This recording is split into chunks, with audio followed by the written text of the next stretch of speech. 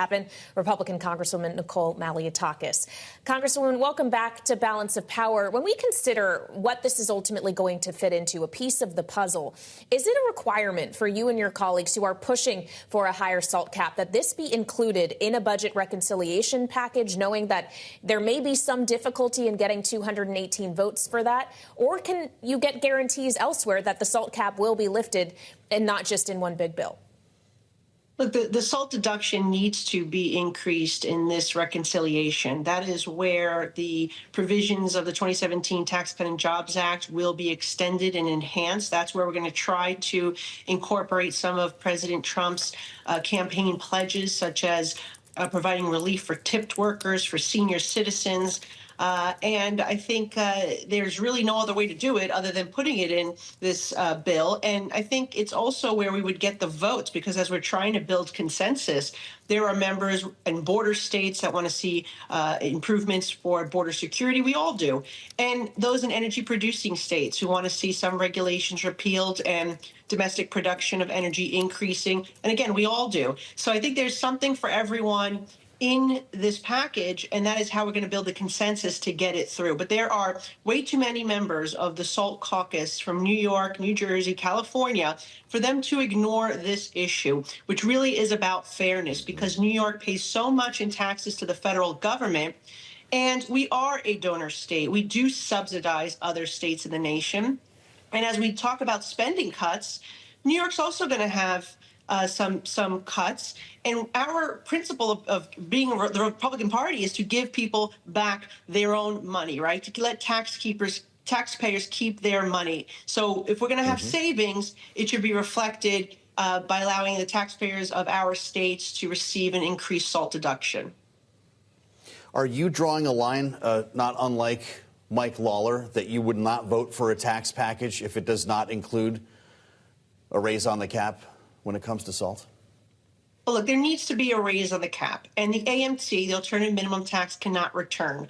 Now, I'm not set on any particular number. I'm not saying if we don't get this, then I'm not voting for it. I'm not drawing a red line like that. But there's enough of an understanding within our conference, with our leadership, with the president, that the SALT cap needs to be addressed, and also that the alternative minimum tax can't come back. And that's important because middle-class families were getting crushed by the AMT. It actually prevented many in my district in Staten Island and Brooklyn from benefiting from the SALT deduction. And so we can't have, one thing happen and the other thing not.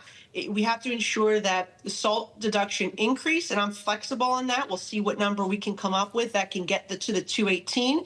But we have to also make sure that the alternative minimum tax is not returned, which I think, generally speaking, that is favorable. Congresswoman, obviously President Trump has had a busy few days, including earlier today, his virtual appearance at Davos, where he did talk about tax policy and who is going to come together to actually get this thing passed. Take a listen to what he said, and we'll have you respond.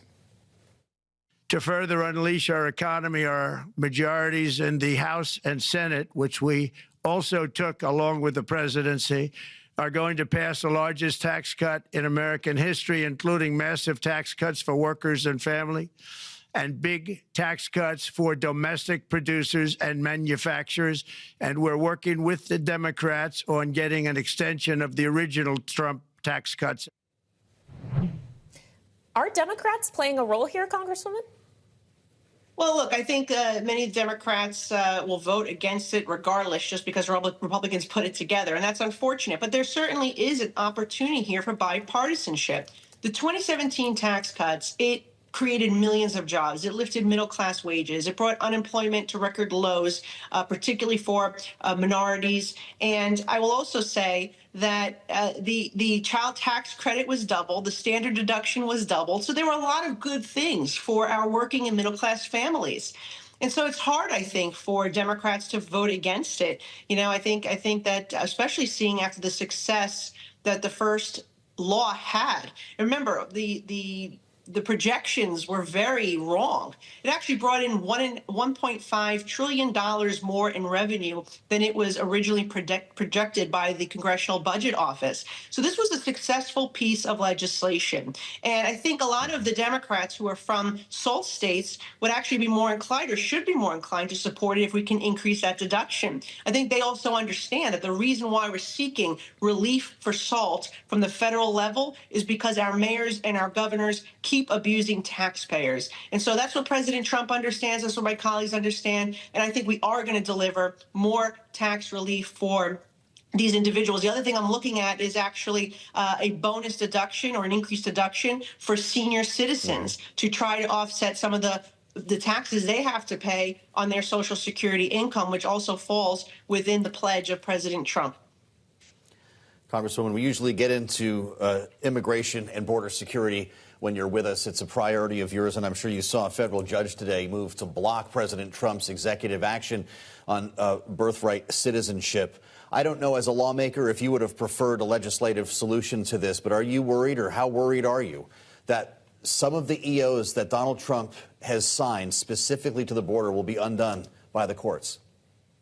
Well, first I'll say that some of the other executive orders, like the ones that we're seeing where ICE has gone in now in Chicago and New York City and is detaining and deporting dangerous individuals. Just today, we've seen an individual who was an MS-13 gang member, someone who had committed a sex assault, and somebody who was convicted of drunk driving, all detained and removed from New York. So that's great news for the people that I represent. The people have been very worried about the crime that has been taking place by cartels and gang members and other criminals. Now, with regards to the birthright citizenship, this is an interesting case, and I'm very curious to see how it does play out, because the only precedent that there is, I believe the year is 1898, and the only precedent back then, the individual was a legal immigrant.